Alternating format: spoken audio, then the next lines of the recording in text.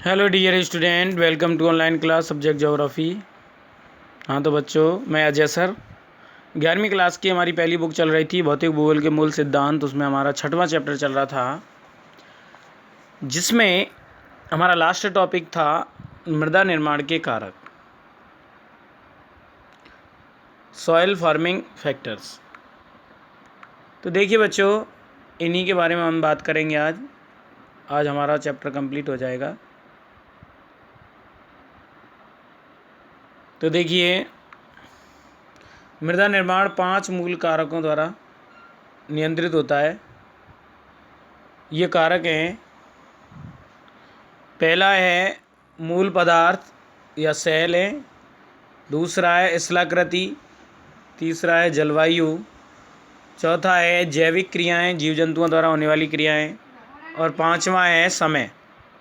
देखिए, वस्तुतः मृदा निर्माण कारक संयुक्त रूप से कार्यरत रहते हैं, यानी सम्मिलित रूप से ये कारक एक दूसरे से कार्यरत रहते हैं एवं एक दूसरे के कार्य को प्रभावित करते हैं। इनका संक्षिप्त विवरण अधोलिखित है। पहला है क्लाइमेट, यानी जलवायु। देखिए, जलवायु मृदा निर्माण में एक महत्वपूर्ण सक्रिय कारक है। मृदा के विकास में संलग्न जलवायुवीय तत्वों में प्रमुख हैं पहला, प्रवणता, वर्षा एवं वाष्पीकरण की बारंबारता व अवधि व आर्द्रता, तथा दूसरा है तापक्रम में मौसमी एवं दैनिक भिन्नता। ये जलवायु कारक हैं जो मिट्टी के निर्माण में सहायक होते हैं। इसके बाद में दूसरा आता है मूल पदार्थ या सेलें। तो देखिए, मिट्टी के निर्माण में सबसे अहम भूमिका सेलों की होती है, क्योंकि इन्हीं सेलों पर मिट्टी का निर्माण होता है। मृदा निर्माण में मूल सेल एक निष्क्रिय नियंत्रक कारक है। निष्क्रिय यानी ये निष्क्रिय होते हैं, लेकिन इन्हीं के ऊपर मिट्टी का निर्माण होता है। मूल सेल कोई भी स्वस्थानीय या उसी स्थान पर अपक्षय सेल मलबा या लाए गए निक्षेपित परिवहनकृत मृदा हो सकती है। मूल सेल जो होती है, मृदा निर्माण गठन यानी मलबा के आकार, संरचना, उसके एकल या पृथक कणों, मलबा के कणों का विन्यास, तथा सेल निक्षेप, सेलों के जमाव आदि के खनिज एवं रासायनिक संयोजन पर निर्भर करता है। मूल पदार्थ के अंतर्गत अपक्षय की प्रकृति एवं उसकी दर तथा आवरण की जो गहराई या मोटाई है मिट्टी की, वह प्रमुख विचारणीय तत्व होते हैं। समान आधार सेल पर मृदाओं में अंतर हो सकता है तथा असमान आधार पर समान मृदाएं मिल सकती हैं। तो कहने का मतलब, जो सेलें हैं, मूल पदार्थ है, वो समान आधार पर समान मिट्टी मिल सकती हैं और समान आधार पर मिट्टियों में अंतर हो सकता है। तो कुछ भी हो सकता है, परंतु जब मिट्टी यानी मृदाएं बहुत नूतन यानी नई बनी होती हैं, नवीन होती हैं तथा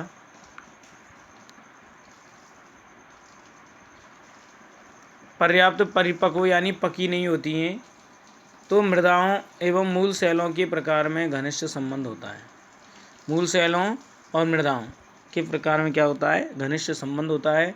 कुछ चूना क्षेत्रों, लाइमस्टोन एरिया में भी, जहाँ अपक्षय प्रक्रियाएं विशिष्ट एवं विचित्र होती हैं, मिट्टियाँ मूल सेल से स्पष्ट संबंध दर्शाती हैं। स्थलाकृति या उच्चावच, टोपोग्राफी। देखिए, स्थलाकृति भी मिट्टी की बनावट को प्रभावित करती है कि मूल सेल की भांति स्थलाकृति भी एक दूसरा निष्क्रिय नियंत्रक कारक है मिट्टी का।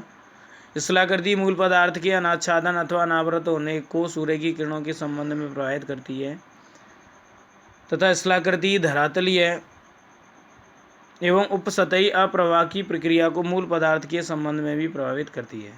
तीव्र ढालों पर मृदा छिछली यानी कम गहरी तथा सपाट उच्च क्षेत्रों पर गहरी मोटी होती है। निम्न ढालों पर अपरदन मंद होता है। निम्न ढाल जो होते हैं, इन ढाल कम होता है, वहाँ पर अपरदन कम होता है सेलों का, और जल का परिश्रवण अच्छा रहता है। मृदा निर्माण बहुत अनुकूल होता है। सपाट समतल क्षेत्रों में चीका मिट्टी के मोटे स्तर का विकास हो सकता है तथा जैव पदार्थ के अच्छे एकत्रीकरण के साथ मिट्टी मृदा का रंग भी गहरा काला हो सकता है। मध्य अक्षांशों में दक्षिणोन्मुख सूर्य की किरणों से अनावृत ढालों की वनस्पति तथा मृदा की दशा भिन्न होती है एवं उत्तरोन्मुख ठंडे नम दशाओं वाले ढालों पर अन्य प्रकार की मिट्टी एवं वनस्पति मिलती है। इसके बाद में आता है जैविक क्रियाएं। देखिए बायोलॉजिकल एक्टिविटीज़ देखिए बच्चों कि वनस्पति आवरण एवं जीव जो मूल पदार्थों पर प्रारंभ तथा बाद में भी विद्यमान रहते हैं। मृदा में जैव पदार्थ नमी धारण करने की क्षमता तथा नाइट्रोजन इत्यादि जोड़ने में सहायक होते हैं। मृत पौधे मृदा को सूक्ष्म विभाजित जैव पदार्थ ह्यूमस प्रदान करते हैं। जो मरे हुए पौधे सड़े गले होते हैं वो मिट्टी को हुमस प्रदान करते हैं। कुछ जैविक जो अम्ल होते हैं जो हुमस बनने की अवधि में निर्मित होते हैं मृदा के मूल पदार्थों के जो खनिज हैं उनके वियोजन में सहायता करते हैं। खनिजों के नियोजन में सहायता करते हैं। ये बैक्टीरियल कार्य की गहनता ठंडी एवं गर्म जलवायु की मिट्टियों में अंतर को दर्शाती है। जो बैक्टीरिया कार्य करते हैं उनकी क्षमता, तो ठंडी जलवायु में ह्यूमस एकत्रित हो जाता है क्योंकि यहाँ बैक्टीरियल वृद्धि धीमी होती है। ह्यूमस जो वो ज़्यादा इकट्ठा हो जाता है क्योंकि सर्दियों और गर्मियों में बैक्टीरियल की जो क्रियाशीलता है वो कम होती है।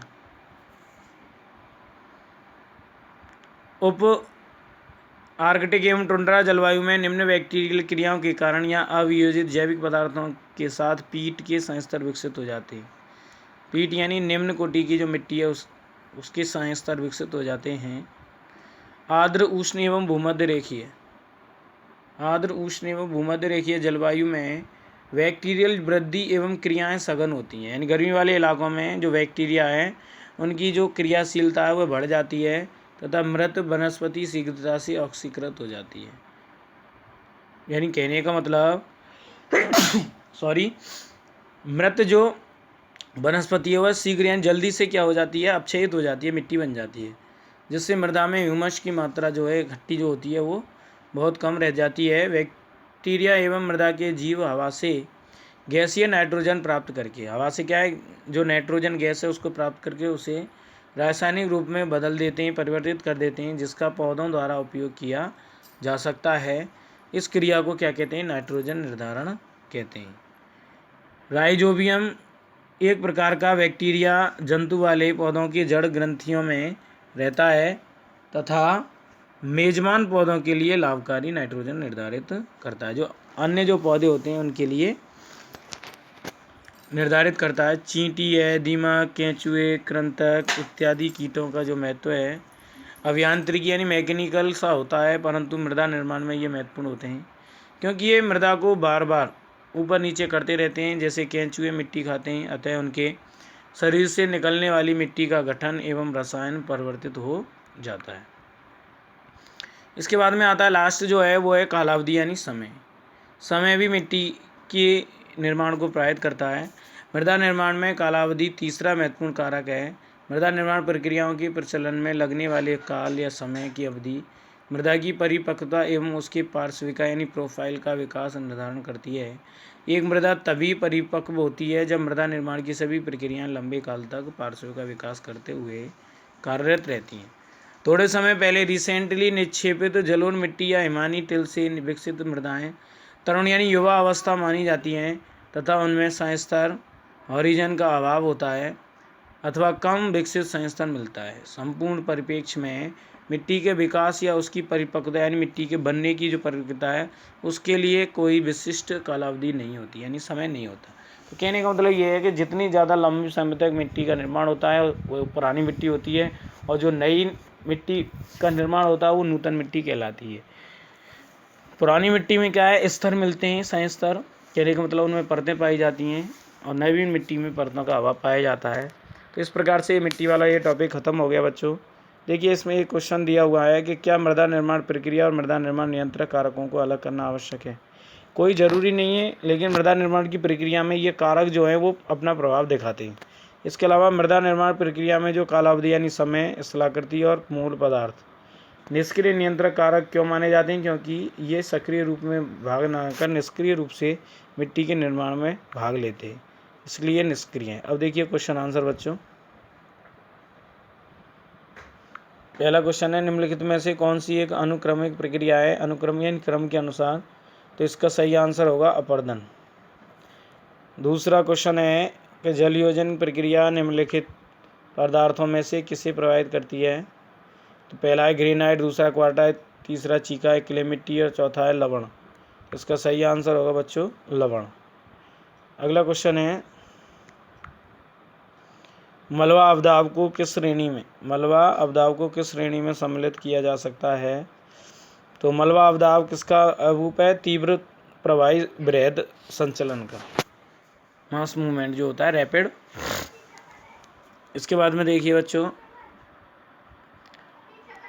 निम्नलिखित प्रश्नों के उत्तर 30 शब्दों में दीजिए। तो इसमें पहला क्वेश्चन, दूसरा, तीसरा, चौथा, ये सभी क्वेश्चन मैं करा चुका हूँ आपकी कॉपी में। इसके बाद में ये भी क्वेश्चन मैं करा चुका हूँ। हमारी पृथ्वी पर भूआकृति के विरोधाभास, बहिर्जनिक भूआकृति क्रियाएँ, भौतिक रासायनिक प्रक्रियाएँ, मृदा निर्माण वाला, सभी क्वेश्चन हम करा चुके हैं बच्चों। और ये हमारा 6वां चैप्टर था, आज ये कंप्लीट हो गया। धन्यवाद।